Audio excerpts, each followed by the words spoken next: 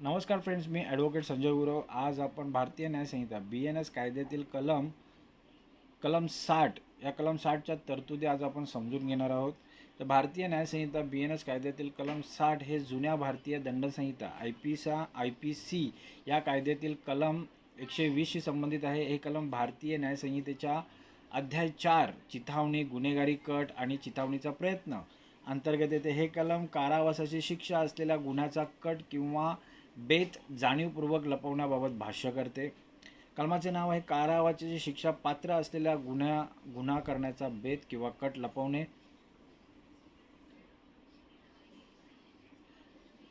कलमाची व्याख्या काय आहे? जो कोणी कारावासाच्या शिक्षेस पात्र असलेल्या एखादा गुन्हा घडून आणण्यास मदत करण्याच्या हेतूने किंवा आपल्या कृत्यामुळे त्या गुन्ह्याला मदत होईल हे माहीत असताना कोणत्याही कृत्याद्वारे किंवा बेकायदेशीर लोपाद्वारे असा गुन्हा करण्याच्या बेताचे अस्तित्व जाणीवपूर्वक लपवतो किंवा त्या बेताविषयी आपल्याला खोटे माहीत असलेले विधान करतो तर जर तो गुन्हा घडला तर त्या गुन्ह्यासाठी विहित केलेल्या जास्तीत जास्त कारावासाच्या 1/4 पर्यंत असू शकेल इतक्या मुदतीची शिक्षा दिली जाईल. आणि जर तो गुन्हा घडला नाही तर त्या गुन्ह्यासाठी विहित केलेल्या जास्तीत जास्त कारावासाच्या 1/8 पर्यंत असू शकेल इतक्या मुदतीची किंवा दंडाची किंवा दोन्ही शिक्षा दिल्या जातील. हे कलम सोप्या शब्दात समजून घेऊया. स्पष्टीकरण काय आहे कलमाचं? तर जर एखाद्या व्यक्तीला माहीत आहे की कोणीतरी गुन्हा ज्याला तुरुंगवासाची शिक्षा आहे असा गुन्हा करण्याचा बेत आखत आहे आणि ती व्यक्ती तो बेत पोलीस किंवा संबंधित अधिकाऱ्यांपासून मुद्दाम लपवते. उदाहरणार्थ, माहिती असूनही गप्प राहणे किंवा पोलिसांना खोटे सांगणे जेणेकरून गुन्हेगाराला मदत होईल, तर माहिती लपवणारी व्यक्ती ही दोषी मानली जाते. गुन्हा प्रत्यक्ष झाला की नाही यावर तिची शिक्षा अवलंबून असते. उदाहरणे समजून घेऊया. गुन्हा घडल्यास अला माहीत आहे की जर गुन्हा घडला असेल तर उदाहरण असं आहे की अला माहीत आहे की त्याचा मित्र ब एका बँकेत रॉबरी टाकणार आहे. हा पोलिसांना तपासादरम्यान मुद्दाम चुकीची माहिती देतो जेणेकरून ब ला दरोडा टाकणे सोपे जाईल. जर ब ने बँकेत दरोडा टाकला तर अ ने स्वतः चोरी केली नसली तरी तो कलम 60 अंतर्गत दरोड्याच्या शिक्षेच्या 1/4 शिक्षेस पात्र ठरेल.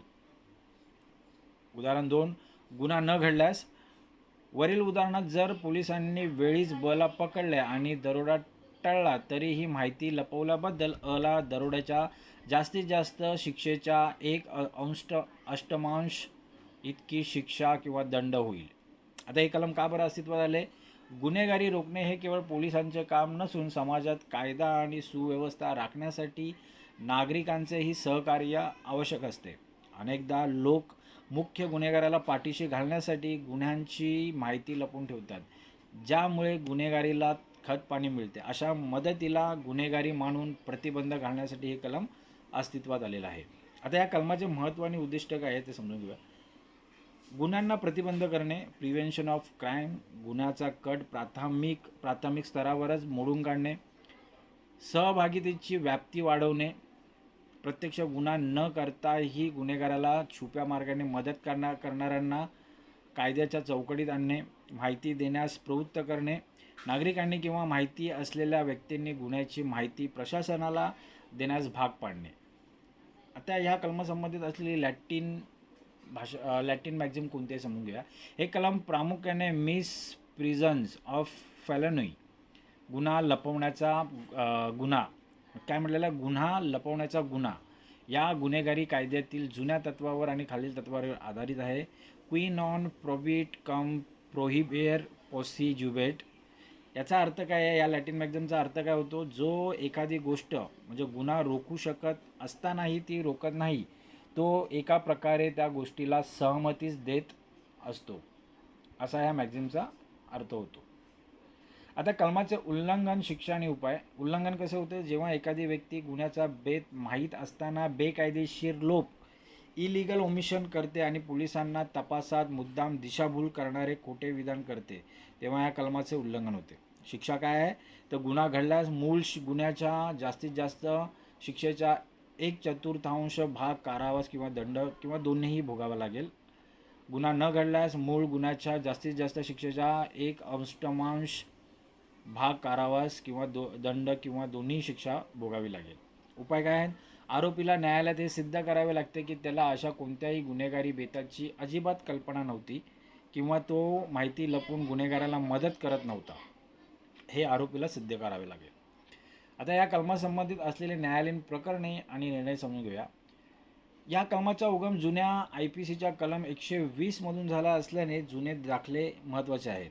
न्यायालयीन कल काय आहे? तर न्यायालय नेहमी हे तपासतात की आरोपीचे कृत्य व्हॉलंटरी जाणीवपूर्वक होते की नाही.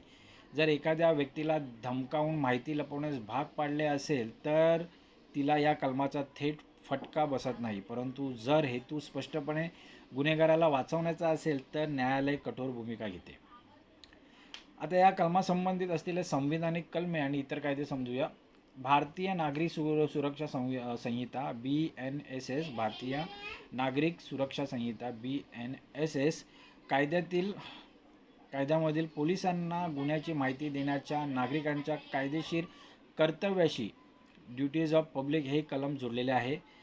BNS कायद्यातील कलम 61 गुन्हेगारी कट क्रिमिनल कॉन्स्पिरसी, कलम 60 हे कल्पनेला किंवा बेताला छुपा पाठिंबा देण्याशी संबंधित आहे, तर कलम 61 हे थेट कटात सामील असण्याशी संबंधित आहे.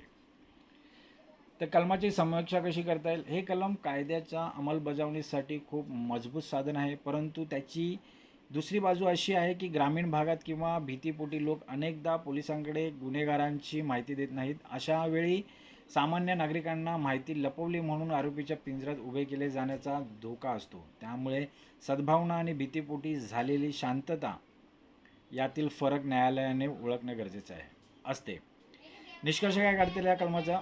तर BNS भारतीय न्यायसंहिता कायद्यातील कलम 60 हे स्पष्ट करते की गुन्हा करणे जेवढे चुकीचे आहे तेवढेच घडणाऱ्या गुन्ह्याची माहिती असूनही ती प्रशासनापासून लपवून गुन्हेगाराला अप्रत्यक्ष मोकळीक देणे ही देखील तितकीच मोठी चूक आहे. लोकशाहीत कायद्याचे राज्य टिकवून ठेवण्यासाठी गुन्हेगारीच्या कटाची साखळी सुरुवातीला तोडणे हाच या कलमाचा अंतिम निष्कर्ष आहे.